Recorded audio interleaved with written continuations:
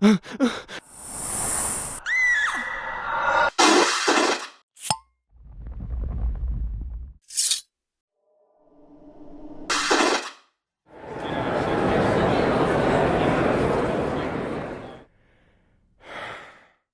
and welcome to the Supernatural Track here at Continual. I'm your host, Gail Martin, and tonight we are talking about the episodes that Jensen Ackles directed. You know, we've got a really talented cast. We had several folks from the cast who stepped in and directed multiple episodes. And of course, we'd like to talk about what happens when Dean Winchester goes from in front of the camera to behind the camera. And Jensen's done a number of episodes. So we'll be talking about that in a minute, but first let's let our wonderful panelists introduce themselves, starting with Carole. Hi, I'm Carole Stokes. I started watching Supernatural in season 3. I started writing fanfic under Fire Sign 10 in in 2012. And I am one of the co-hosts of the podcast So Get This, The Lore of Supernatural Fanfic. And as Ellis Colton, I write MM Romance. Okay, Melissa.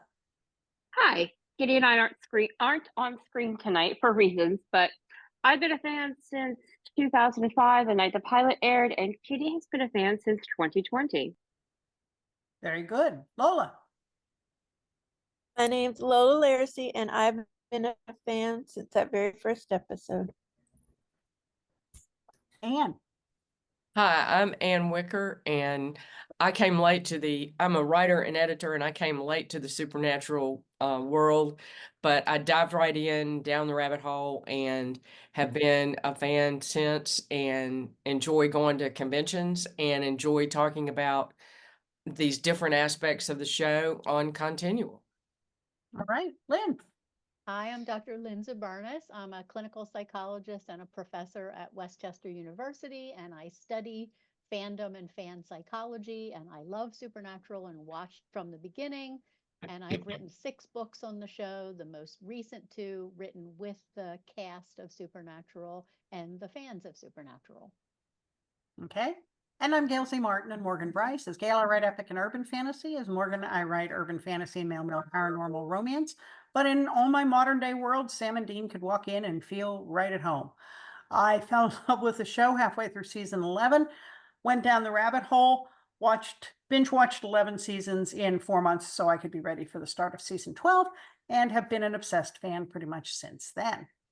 So let's talk about, 327 episodes. Toward the end, in the later seasons, we saw Jensen step up and start to do some directing. Let's look at first of all, in a general sense, what do you think, especially with his perspective as Dean Winchester, of course, Jensen had been on a number of other shows before Supernatural. What do you think his perspective brings to directing episodes? Carole? Well, particular to Supernatural, his framing of the brotherly dynamic is perfect. I mean, nobody knows the brothers like the brothers. And so I think he goes to great pains to demonstrate the intensity of their bond, of the give and take between them as people, as hunters, as brothers, the way they mesh, sometimes the way they grind against each other. Oh, that didn't sound right. The way they are at odds together. I am really sorry about that. The way they're at odds together. But even when they're at odds together, it's very clear that they have that bond still. And I feel like his episodes are really dedicated to that. Sometimes we have episodes that are less cleverly helmed, that can have a good script, and yet the brothers don't feel quite right. And here with Jensen's episodes, I mean, he has a couple clunker scripts. Not all of these episodes were great written episodes, but his handling of them is very deft, and his presentation of the Winchesters is very clearly focused and well presented. Okay, Melissa? One of the things that Jensen brings to the table is he was studying Kim Manners as Kim was directing, and Kim was involved in the early seasons of the show. He was such a huge part of it. So Jensen was able to learn so much from Kim and then bring his own directorial flair to it. So I really appreciated that. Okay, Lola? I like that they were very stylish. I rewatched, what was it? Weekend at Bobby's and Atomic Monsters today. And he did some of those, and I don't know how much is like the cinematographer and editor and all that stuff. I just don't know. But there are a lot of like stylized shots where it just goes like quick cuts. Almost like in a movie, you know, especially with I think it was a fight scene. It might have been at the beginning of Atomic Monsters, I think it was, where, you know, it's all cloudy and it looks like a SWAT team type movie. I just thought it was very well orchestrated. Very good. Anne? Well, I'll piggyback on both what Melissa said and a bit of what Lola said.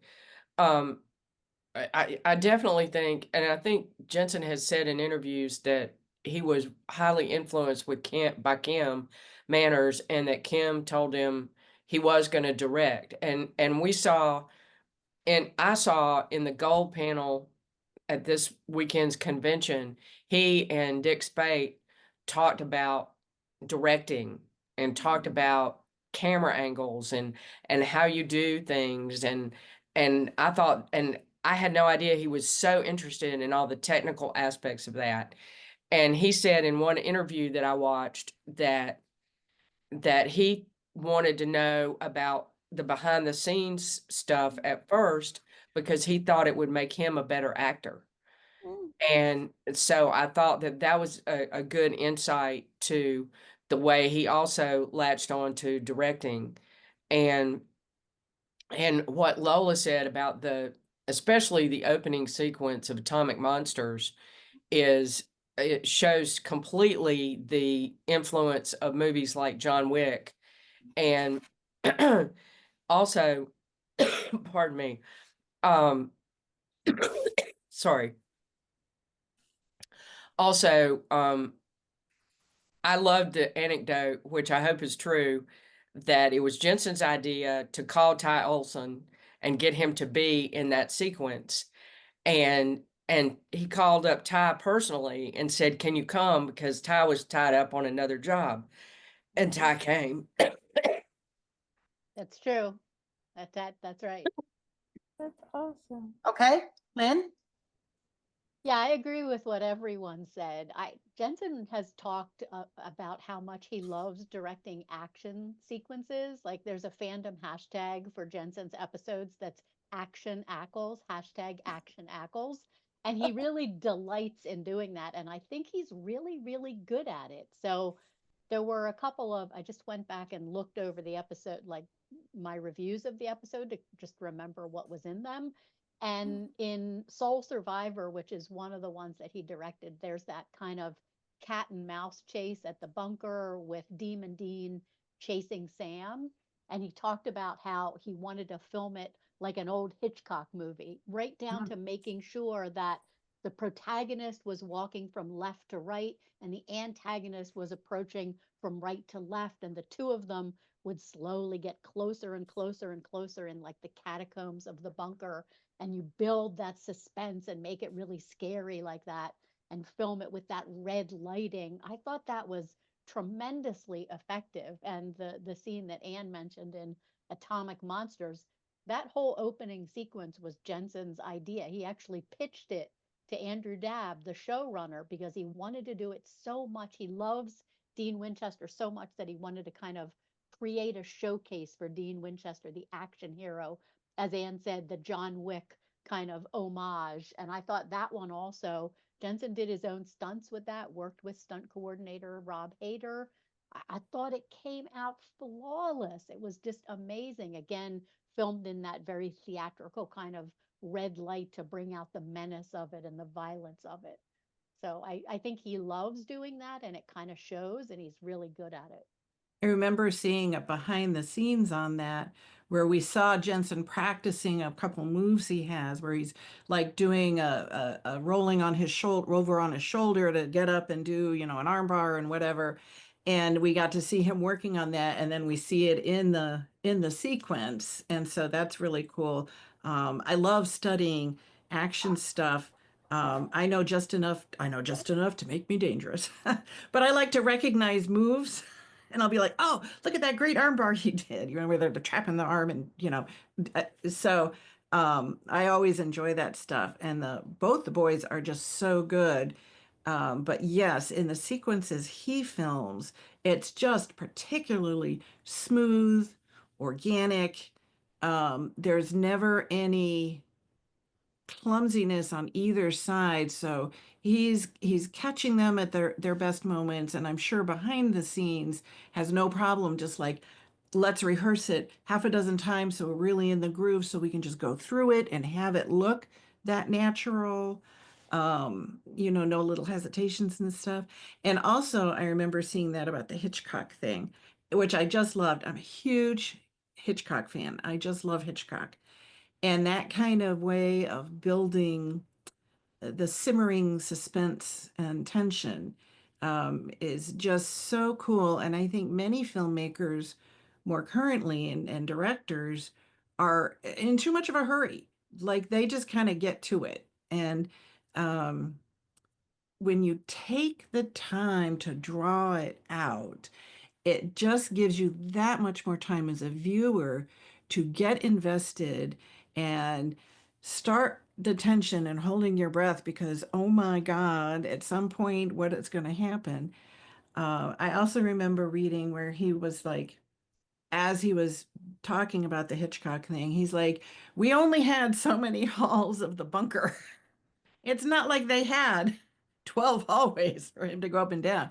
He had like two, and he had to keep finding different angles, you know, and approaching it a little bit different here and there so that it looked like they're going through 12 different hallways, which is certainly one of those practical challenges that you don't think of.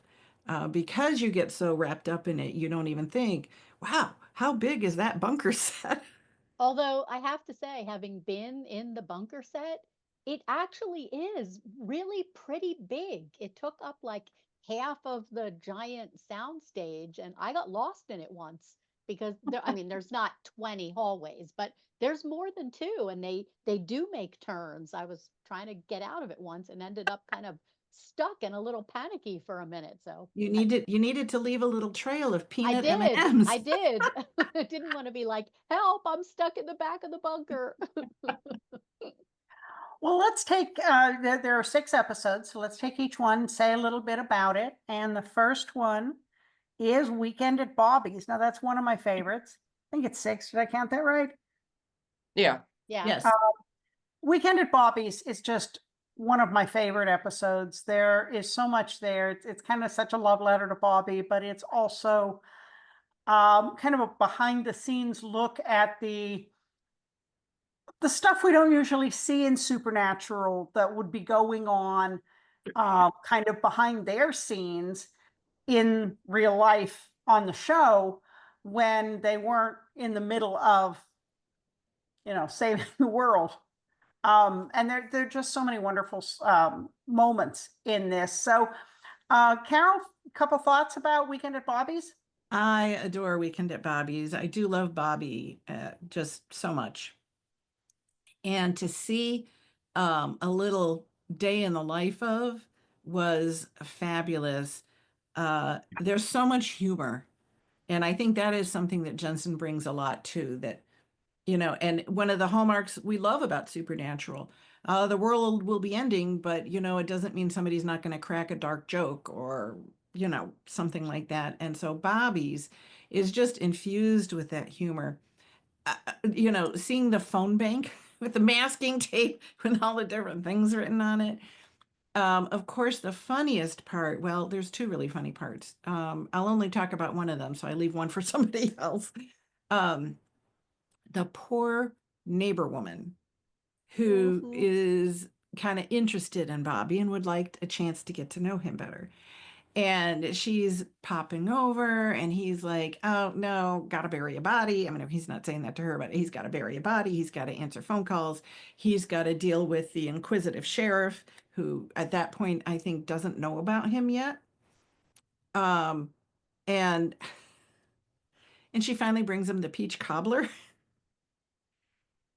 and we never get to see Bobby enjoy a piece of that peach cobbler, because at the very end, he's vanquished the monster, he's dealt with the body, he's managed the sheriff, he sits down, he's about to have a well-earned piece of peach cobbler, and the phone rings. And nope, we're off to the races again. And so it's just the running joke of it all the way through is just really, again, definitely handled. It's never heavy-handed. He just has that really nice, and really, I'm going to say Hitchcockian again, because um, Hitchcock did that kind of thing where he had that, that kind of light, uh, fast-paced things going on that were juxtaposed to the drama and the tension and suspense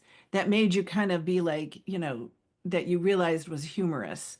Um, the patter and the banter he would have between his characters provided that kind of offset and perspective. And Jensen used that really, really well here in Weekend with Bobby. I mean, we have this monster and all these things going on, but it's always kind of got this humorous, you know, uh, I mean, Bobby is grumpy, but he's kind of jovial under the grumpiness or despite the grumpiness.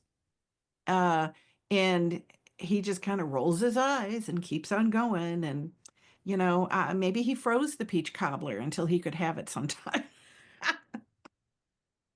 Okay, Melissa?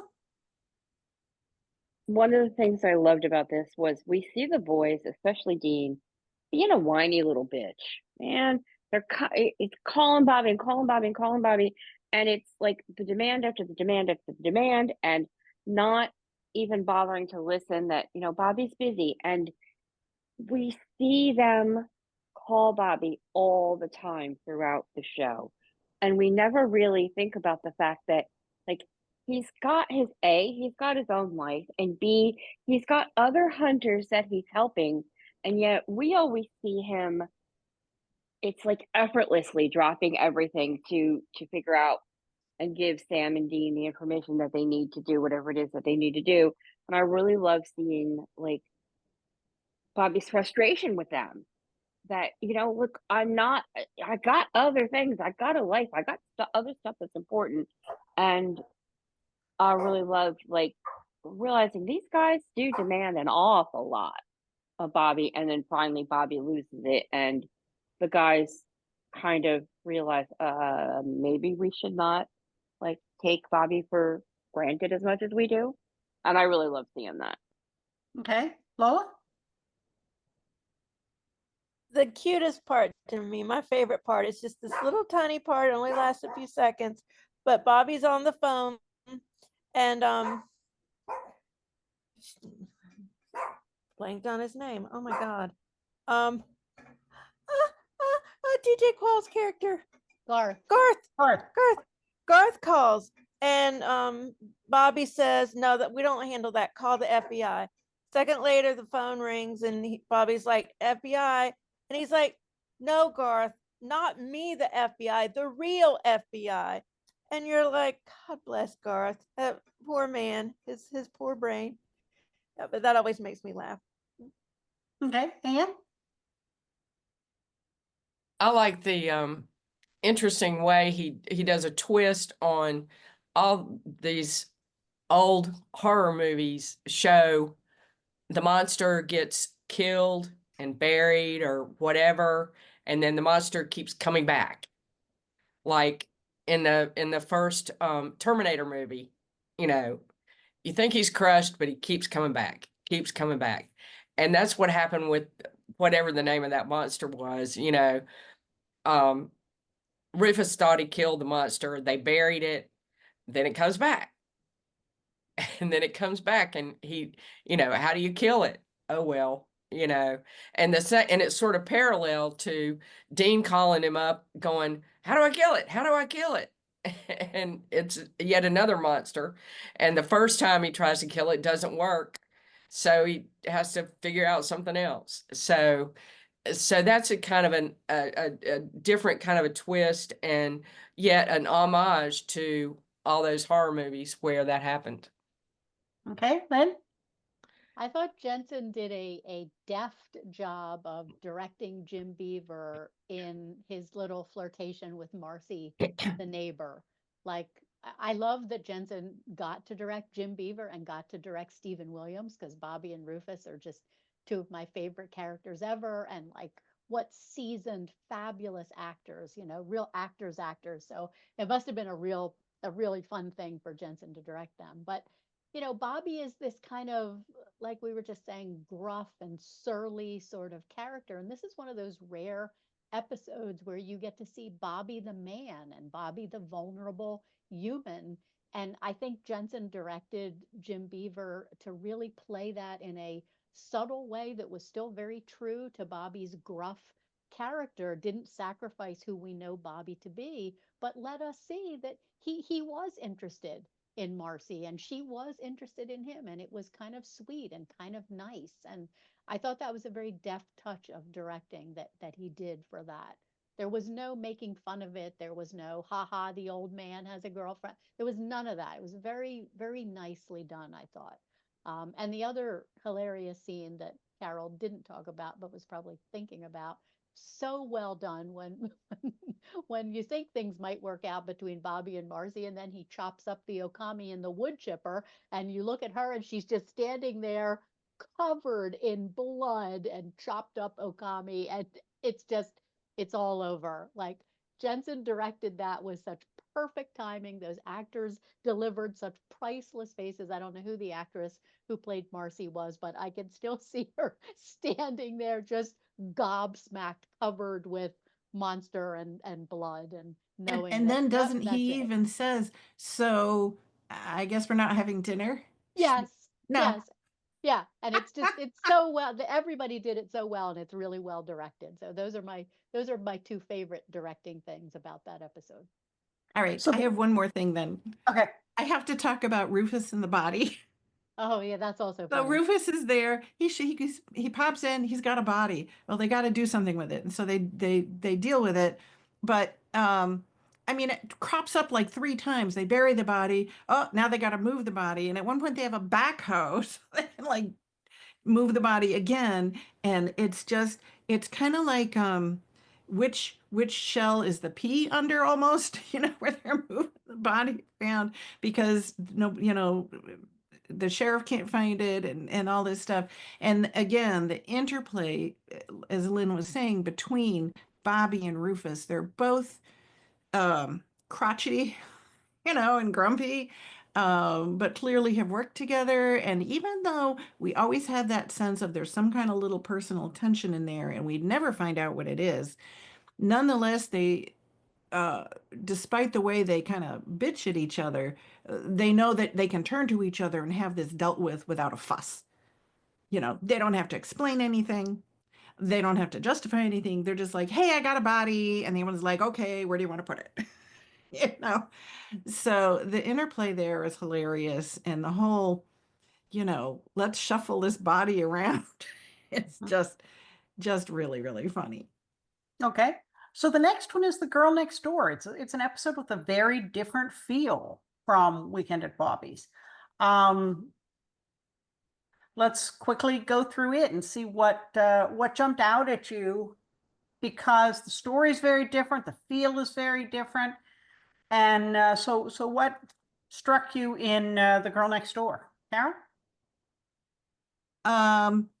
The actual storyline of The Girl Next Door is not one of my favorites. So for me, it was a little bit disappointing after Weekend at Bobby's, which is just like Mwah. However, the quality of the story is not, up to Jensen. But what he did with the story was he handled it really, really well. In particular, the flashbacks I thought were really lovely. Um, seeing Sam as a teenager, where on the one hand, he's very confident. He's very confident in his smarts and his brain, and he's very confident about researching and finding things, but he's completely at sea when it comes to talking to girls. And so here he is juggling these two sides of his persona, where he's talking to Dean and like, oh yeah, or his dad, and like blah blah blah blah blah blah. I got it from this. It's Katsuni, blah blah blah. And then in the next breath, he's like, Dean, how do you talk to girls? So we get to see that he is still a teenager and just moving into this kind of phase of life where girls are interesting and he actually wants to talk to them and finds them attractive and stuff. Um, and the way he handles Colin doing that is really nice, just really, really nice. A light touch, not hitting, it's never too heavy handed. You're never like, oh boy, let's belabor this point. It's just really sweet. And even having that kind of sepia tone to those flashback shots, that almost antique kind of tone. Um, Putting them in the haze of memory, as it were, uh, is just really, really nice. So, despite the weakness of the actual story, those flashbacks are really a credit to his sensibility and his ability to focus on really ephemeral things like Sam's tentative steps into dating and the line the like the narrow line he had to live on, where he's trying to be a student and yet has this weird other life that no one can know about. And yeah, so it's really good on those counts. Okay, Melissa? Um, Once again, ditto what Carole said, because as always, she's reading my mind. I just really appreciated the way Jensen was able to direct Colin, that we could see glimpses of who Sam becomes in his performance, but it wasn't a caricature, and that could have been a very easy thing to fall into, especially because this is a teenager, not like a young Sam. It would have been really easy to over exaggerate the adult Samness in that performance, and there was just enough to make it like, oh yeah, you could see where Sam was. Sorry, barking dog. I'll Okay. pass it. Okay, Lola? I did like seeing Colin Ford. I think he's a very good Sam. And you can tell he's going to be tall, as he gets older, so that even fits. This was not one of my favorite episodes. It's kind of a rude, what's a nice way of saying it? It doesn't really draw attention to itself. It's not as stylized as some of the other ones we've talked about. It was, it was a good from A to B type story. Now it did piss me off because, Jill State, her character, what happens to her, that pissed me off, but whatever. It still, I still liked, like y'all said, the way it went from the past to the present. It was very evenly done, and it felt like a cohesive episode, even with the two different kind of storylines going on. Okay, Anne? While this is not one of my favorite episodes either, there are certain elements of this that I really like, and Carole touched on a lot of them. And I just think that it was the beginning of Jensen. Jensen really handled working with Colin and with the actress that played young Amy Pond, I think, he brought out really good performances with both of those characters and also himself, because I think at the end, he really doubted. He was there was starting to be some cracks appearing in his John Winchester imposed black and white, if it's a monster, kill it kind of thing. And I think that, because he trusted Sam's judgment so much, that reading between the lines, and I think he had to read between the lines as the director to allow Dean to start experiencing those cracks. And I think you can see it in Jensen / Dean's face there at the end. And it's just it was, I think that this is a kind of important episode just for that reason. It's not so much that, I mean, the story, but for the reason of it, being Dean coming around to a new way of thinking that is not John Winchester's way of thinking. Okay, Lynn?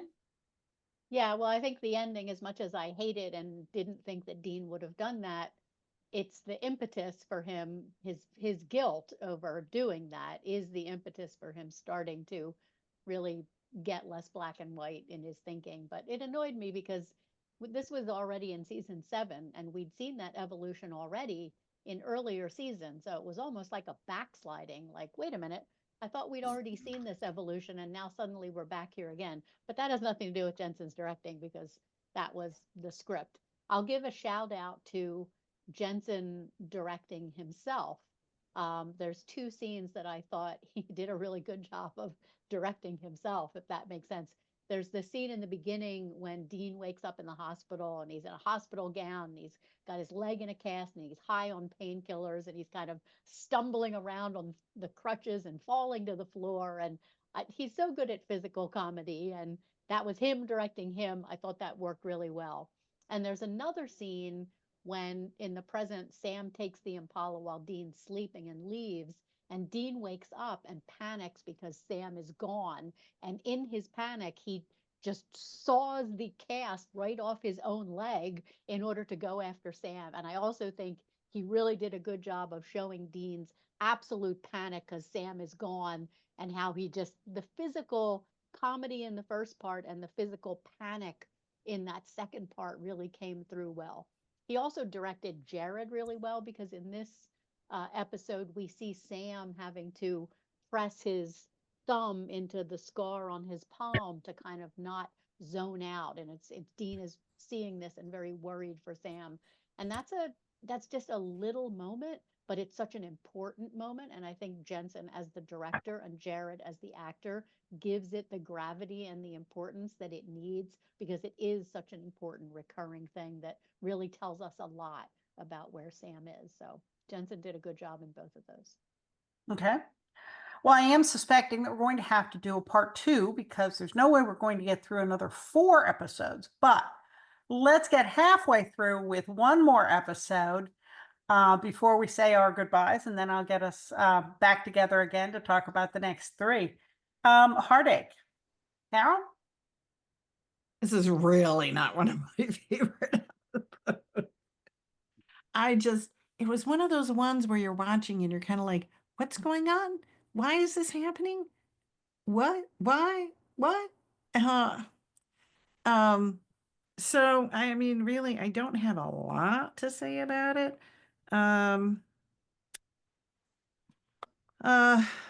Yeah, I think for me, Jensen's direction is even like superseded by the weakness of the story. Like even Jensen couldn't make the story better, you know? Uh, I mean, there was just nothing really stood out for me in it. I mean, even in terms of some of his, I mean, I really blanked out on this episode and I really had to like think about it and go back to it and be like, oh yeah, it was this. So, I just really don't have anything really productive to say about it. Okay. Well, I will point out that this is the episode where his dad is in the episode, so he gets to direct his dad. Melissa? Well, this episode just goes to show that even a good director can have a clunker when the script is just utterly lackluster. Okay. Lola? This isn't one of the ones I rewatched, so the only thing I noticed was what you said, Gail, that's his father. And so now I'm looking up stuff about his father. I'm like, oh, that's cool. Okay. That's all. Okay. Anne? Well, I'll piggybacking on that he was directing his father. This episode also showed, yeah, it's a weak episode, but he also had to direct a lot more guest stars, even though they weren't in it that much, because Brick Homes, what, 6 or 8 people had, I guess it was 6 people had gotten the transplants from Brick Holmes' dead body, and including the woman who got his heart, and then there was all the sacrifice stuff. The one thing I thought was intriguing really was that it was a Mayan god. And so that was a different, not a Judeo-Christian god or any of the other gods that we had seen. I don't think there had been a Mayan god in any previous episode. And so using a different mythology was intriguing, but it was really and the idea of, I guess, being a Highlander fan, the idea of this guy living as an immortal and having to stop and change his identity and that sort of thing. It was just interesting to me that, the sports world is kind of insular, and that he could get away with being, even in being different sports, somebody who plays baseball might possibly get recognized if he then starts playing basketball, because lots of people are in multiple fandoms as far as that goes. So anyway, that was what intrigued me about this one. Okay. Lynn? I mean, season 8. Season 8 is just not my favorite season at all. And this episode comes on the heels of the whole Sam and Amelia thing, which will always bother me. I think the interesting thing about this episode is that Sam and Dean are really not on the same page, which makes it an episode that I don't enjoy watching, because I like the brothers to be on the same page. But considering that that is where they are, I think Jensen does a good job directing himself and Jared to play that tension between the brothers. We know it's not what they like either. They don't like when the brothers are not on the same page. They didn't particularly like season 8 either. So I think it's a testament to Jensen's directing that it did come through. You know, Sam says like the last year's given him perspective, that, there was normal, and maybe he would want normal at some point. Dean, on the other hand, is saying the last year has given me perspective. I know where I belong, and it's driving down crazy street next to you. So they are just completely far apart in where they are, and that tension kind of pervades the whole entire thing.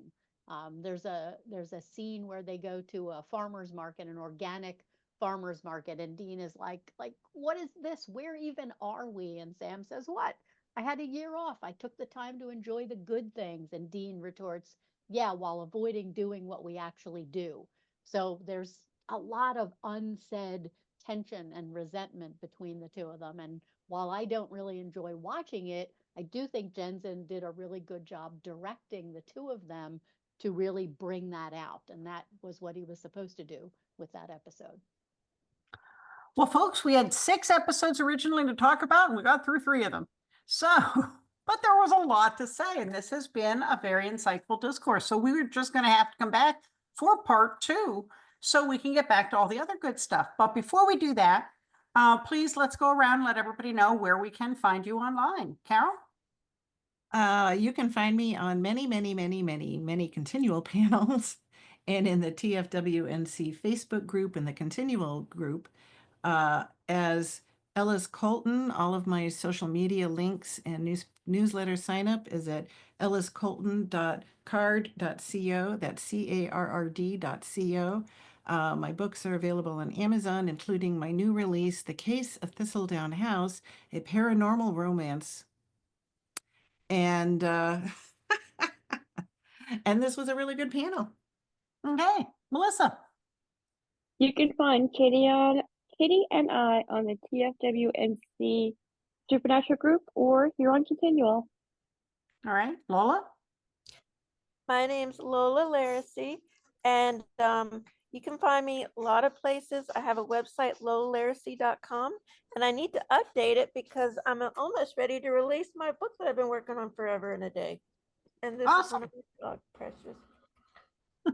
Anne. I'm on Facebook a lot under Ann Wicker. You can just search for me and look for the bracelets, or currently look for the girl in the witch's hat. But I'm also on the Team Free Will NC group and on Continual. Lynn. You can find me on all social media at Fangasm SPN. My blog is fangasmthebook.com. You can find the books that I've written with the actors, which are Family Don't End with Blood, with chapters from 13 of the actors, and There'll be Peace When You Are Done, with chapters from 16 of the actors, so that you can really see their side of this whole phenomena, and you can find all of them on Amazon. And I'm pretty easy to find at gailcmartin.com, morganbryce.com. Spell those right. You'll find me on all the major social media under one or both of those names. I do run the Supernatural TFWNC group on Facebook, but most of the time I'm here on Continual. So thank you all so much for a terrific discussion. I can't wait until we get to part 2. And thanks to all of you for watching and listening. There will be more Supernatural coming up soon, so we'll see you online.